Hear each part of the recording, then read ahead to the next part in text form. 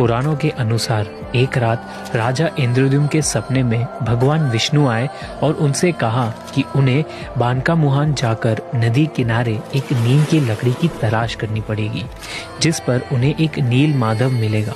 वो उसे अपने साथ ले आए और उसके लिए एक मंदिर बनवाए। ठीक उसी जगह राजा को एक लकड़ी के तख्ते पर कोई नील सी चीज चमकती हुई दिखी। उसे हाथ में उठाने पर राजा को एक बहुत स्ट्रॉन्ग शक्ति महसूस हुई और उन्होंने ये फैसला किया कि वो इसी लकड़ी से मंदिर की मूर्ति बनवाएंगे। लेकिन उन्हें कोई भी ऐसा कारीगर नहीं मिल रहा था जो उस लकड़ी से मूर्ति बना पाए। जब भी कोई कारीगर कोशिश करता तब उसके औजार टूट जाते और वो मूर्ति बनने में सफल नहीं होती। एक दिन वहाँ भगवान विश्वकर्मा एक मूर्तिकार के रूप में आए और उन्होंने कहा कि वो बनाएंगे भगवान विष्णु की मूर्ति, लेकिन एक शर्त पर कि अगले 21 दिनों तक मंदिर के अंदर कोई नहीं जाएगा और उसे बिना डिस्टर्ब किए काम करने दिया। ऐसा माना जाता है कि करीब 14-15 दिनों बाद महारानी ने बेचैन होकर मंदिर का दरवाजा खोल दिया। उन्होंने अंदर देखा कि वहाँ मूर्तिकार ने 3 मूर्तियाँ बनाई हैं। भगवान जगन्नाथ, उनके भाई बालभद्र और उनकी बहन सुभद्रा। लेकिन अभी उन मूर्तियों के हाथ पैर नहीं बने थे और काफी काम बाकी था।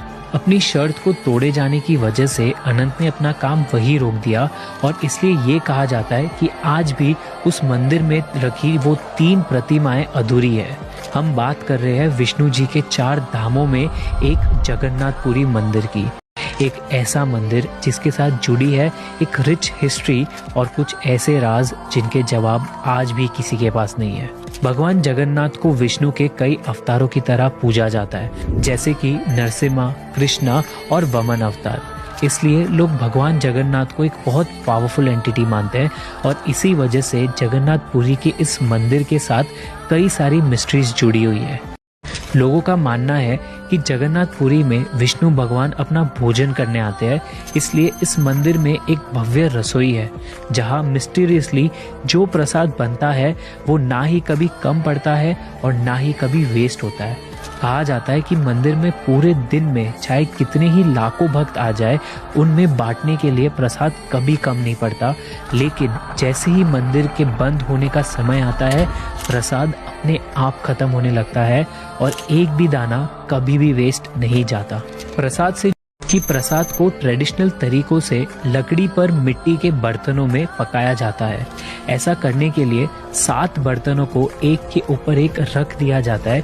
लेकिन सरप्राइजिंग बात यह है कि सबसे ऊपर रखा बर्तन जो आग से सबसे ज्यादा दूर होता है वो सबसे पहले पक जाता है। आइडियली जो बर्तन नीचे है वो सबसे पहले पकना चाहिए, लेकिन ये एक ऐसी मिस्ट्री है जिसका जवाब कोई नहीं ढूंढ पाया। इसी के साथ मंदिर से जुड़े कई राज है जिनके बारे में कई लोग डिबेट भी करते हैं, जैसे कि इस मंदिर के ऊपर लगा हुआ झंडा हवा के ऑपोजिट डायरेक्शन में लहराता है और मंदिर के ऊपर कभी भी कोई भी पक्षी नहीं उड़ता, जिस वजह से एयरप्लेन्स को भी वहां उड़ने से मनाही है। इन मिस्ट्रीज की कई लोगों ने अलग अलग साइंटिफिक एक्सप्लेनेशंस देने की कोशिश की है, लेकिन आज तक कोई ठोस जवाब नहीं मिल पाया। इन सब के अलावा जगन्नाथ मंदिर का एक सबसे बड़ा राज है जिसके लिए कोई अपनी अलग अलग थियोरीज रखता है। ये राज है उस प्रथा का जो हर 12 सालों में जगन्नाथ मंदिर में निभाई जाती है। हर 12 साल में मंदिर की लकड़ी से बनी प्रतिमाओं की जगह नई प्रतिमाओं को स्थापित किया जाता है, लेकिन उन पुरानी प्रतिमाओं में कुछ ऐसा होता है जिसे निकाल कर नई प्रतिमा में रखा जाता है। इसे ब्रह्म पदार्थ कहते हैं और ये रिचुअल इतना सेक्रेड होता है जिसे बरकरार रखने के लिए कई ठोस कदम उठाए जाते हैं। हर 12 साल में रिचुअल परफॉर्म होने वाले दिन पूरे शहर की बिजली काट दी जाती है। हर जगह अंधेरा किया जाता है। मंदिर को सीआरपीएफ की टीम अपने कमांड में लेती है और किसी का भी मंदिर में आना जाना मना कर दिया जाता है।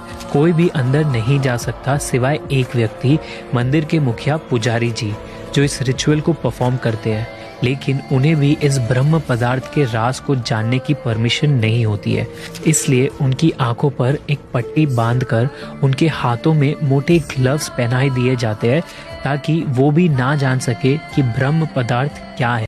कुछ पंडितों ने अपने एक्सपीरियंसेस बताते हुए ये कहा कि जब उन्होंने ब्रह्म पदार्थ को छुआ तो उन्हें एक शक्तिशाली ऊर्जा का एहसास हुआ और उन्हें ऐसा लगा कि उनके हाथ में एक जिंदा चीज थी जो किसी खरगोश की तरह उछल रही थी। लोगों का मानना ये है कि ये और कुछ नहीं बल्कि श्री कृष्ण का धड़कता हुआ दिल है जो आज 5000 सालों बाद भी जीवित है। लोगों का मानना ये है कि ये और कुछ नहीं बल्कि श्री कृष्ण का धड़कता हुआ दिल है जो आज 5000 सालों बाद भी जीवित है।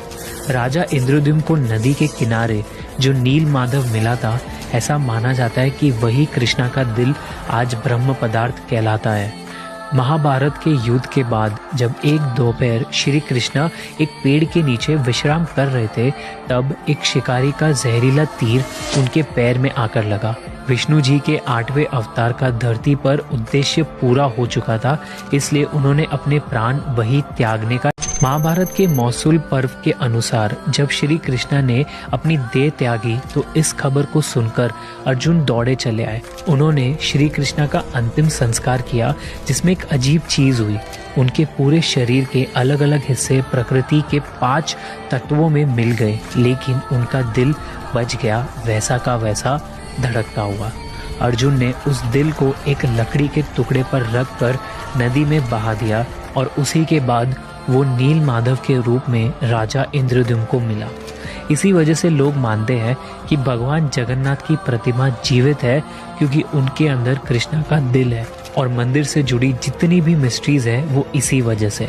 लेकिन फेमस आर्कियोलॉजिस्ट प्रवीण मोहन इस कहानी को साइंस से समझाते हैं। उनका कहना है कि क्योंकि श्री कृष्ण इंसान नहीं बल्कि एक सुप्रीम बीइंग थे, उनमें कुछ ऐसी प्राचीन शक्तियां थी जो मॉडर्न साइंस के लिए नहीं है। उनकी थ्योरी है कि ये ब्रह्म पदार्थ नील माधव, जिसे कृष्णा का दिल बताया जाता है, वो असल में एक आर्क रिएक्टर है, एक ऐसा डिवाइस जो बहुत ही भयंकर लेवल की एनर्जी प्रोड्यूस करने की ताकत रखता है। और इसी थ्योरी से वो जगन्नाथ की मिस्ट्रीज का एक्सप्लेनेशन देते हैं। जैसे कि यही रीजंस है जगन्नाथ की प्रतिमाओं को लकड़ी से बनाया जाता है, क्योंकि लकड़ी इलेक्ट्रिसिटी कंडक्ट नहीं कर सकती।